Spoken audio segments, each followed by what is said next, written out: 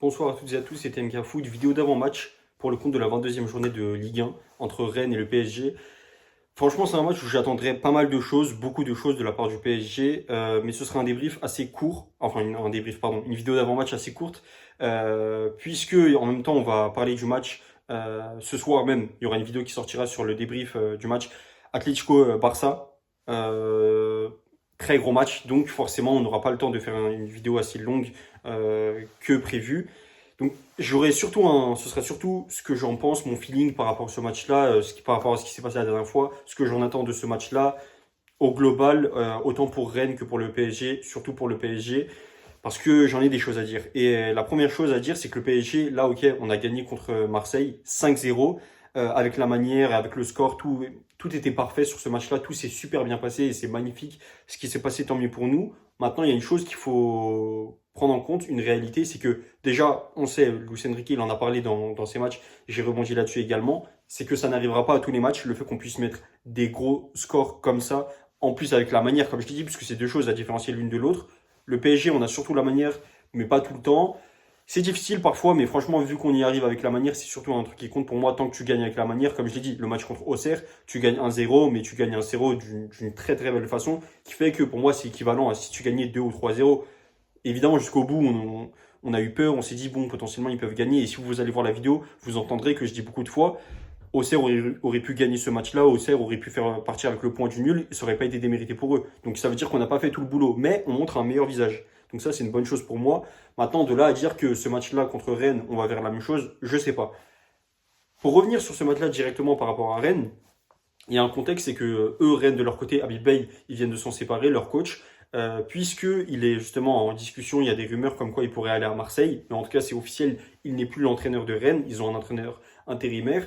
Et quoique, en plus, ça parle de Franck Hez qui pourrait venir à Rennes, c'est pas une mauvaise idée par ailleurs, mais qui viennent pour ce match-là ou après, peu importe, pour moi ce sera la même chose, l'avis que j'ai sur ce match-là, le résultat, ce qui peut se passer, c'est que Rennes, comme actuellement, même s'ils sont sur une bonne période, il faut le dire, ces derniers mois, Rennes, ils vont avoir un nouveau coach, donc ça va changer les choses tactiquement. Même là, le coach, même s'il va sûrement mettre en place, il va calquer ce qui s'est passé avec Habibay jusqu'ici tactiquement, j'imagine, sans trop prendre de risques et en restant pragmatique.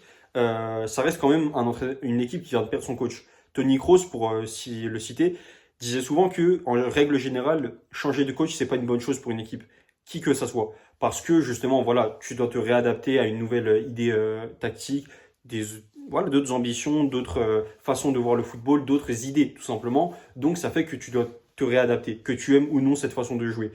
Donc c'est tout un travail supplémentaire à faire, ça demande beaucoup d'énergie, beaucoup de temps et d'entente avec les joueurs. Donc tous ces paramètres-là, ça vient pas en un seul match, c'est évident. Et je pense pas que ça viendra sur ce match-là directement contre un PSG justement qui vient de mettre une manita, faut le rappeler, à Marseille.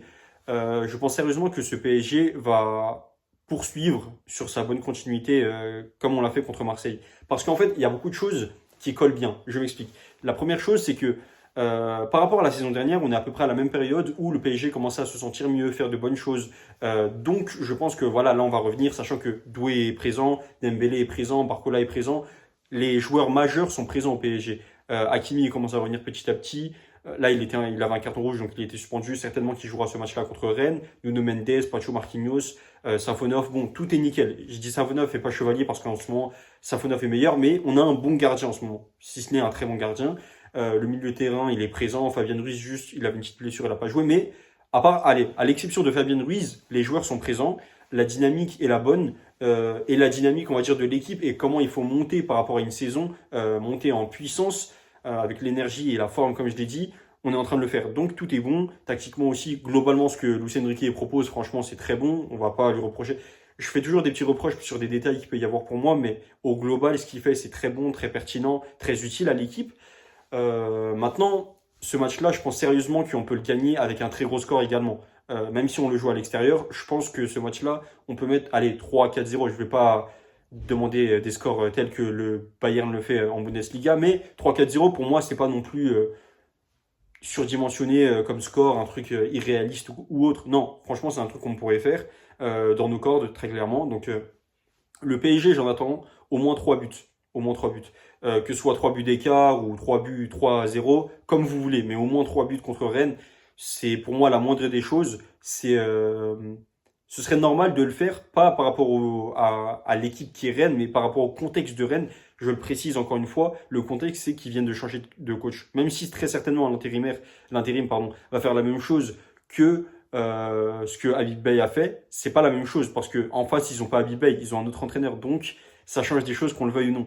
Et le PSG qui en même temps vient de sortir d'une manita mise sur un classique en plus contre Marseille, c'est important de le rappeler également. Je me dis tout est fait pour qu'on puisse gagner sur ce match-là. Donc est-ce que je suis trop optimiste à me dire que oui, on va refaire la même chose, ou alors est-ce que j'y crois encore une fois, j'ai trop d'espoir, alors qu'en fait non, comme il a dit Luis Enrique, c'est pas tous les matchs qu'on va mettre des gros scores, qu'on va faire 4, 5, 0 à chaque fois. Ça n'arrivera pas tout le temps. Et au final, ça sera également le cas sur ce match-là. C'est possible. Mais comme on le dit, l'espoir fait vivre. Et moi, sur ce match-là, j'y crois, j'ai de l'espoir. Je pense et j'espère qu'on mettra au moins 3 buts d'écart contre Rennes. Pardon.